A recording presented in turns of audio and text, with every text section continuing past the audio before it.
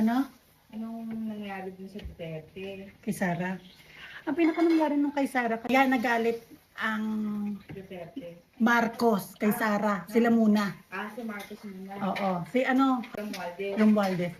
Kasi, nang nagkaroon ng budget ang DepEd na bilyon, kinakatkong nila kay Sara yung bilyon. Si Sara hindi pumayag. Na bakit nyo kukunin? Sila nga si Saldico at saka si Romualdez.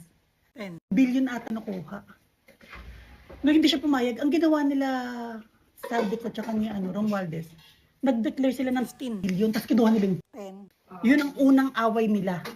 Na alam nilang wala silang mapapala kay Sara. Kaya siguro nasa isip nila na pag nanalo to sa susunod na eleksyon, sira ang mga natin. Kaya doon na lahat nagsimula. Yun talaga, kaya naglabas ng confidential fund. Mga naglabasan, pero lahat paninira. Confirm na paninira. Confidential fund, nakakatuwa. Di ba yung paano ginastos? Ang confidential fund, ibig sabihin ng confidential fund, certificate lang. Ginawa yun ni Ping Lacson at Tita Soto. Kunyari, binigyan kita ng 100,000. Kaya gastusin mo to. Pero certification lang na nagastos ko sa ganyan-ganyan at chuchu. Wala na yung detalyeng pamasahe. Walang ganun. Nakalagay sa batas. Ngayon, sabi ng COA, na si Sara, nakulang yung documents.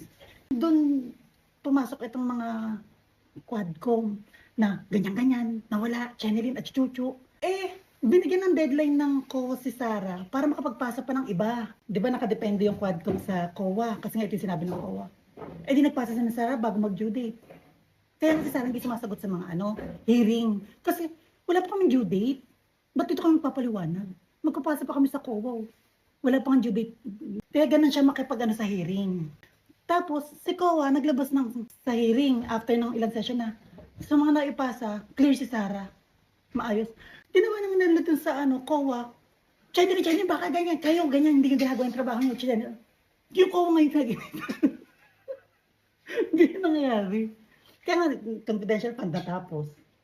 Clear. Yan ang eksena nila. Binapabagsak talaga nila. Kasi alam nila na kapag nanalo si Sara sa susunod na eleksyon, sira ang lahat ng nakawan. Magkakaroon pa kay Sara ng anti-graft and corruption. Pag nanalo siya. Ibig sabihin, kung sila Marcos talaga. Ganun talaga. Ano yung sinasabi nila dati na yung bank, yung World Bank?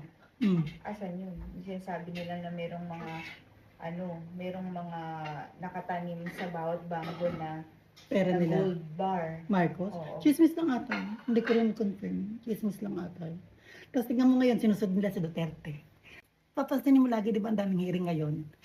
Yung Pogo, si Kiboloy, si Alice Guo. Lahat panturo sa bandang huli kay Duterte. Kasi sinisira lang nila. Mga hindi totoo. Mga paninira lang talaga.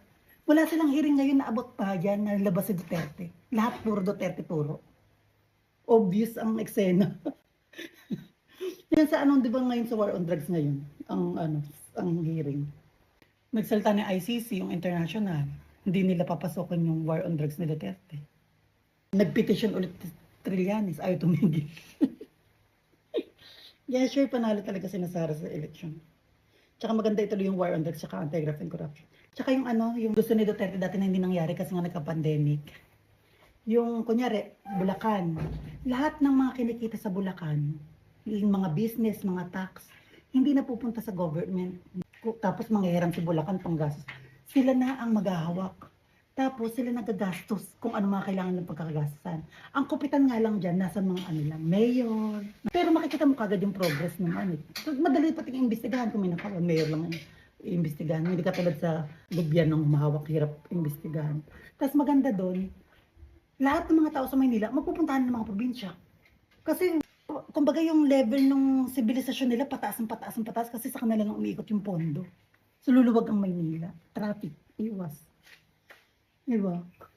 Si Kimbo hindi na lumalabas ng hearing. Yung congresswoman ng Marikina, yung dating picture, nung nangangampanya pa lang siya, yung mga bababang posisyon pa lang, naka-tricycle siya. Ngayon, sinilip ng mga tao yung mga relos, mga bag, pag may hearing, mga milyon. Kimbo? Oo.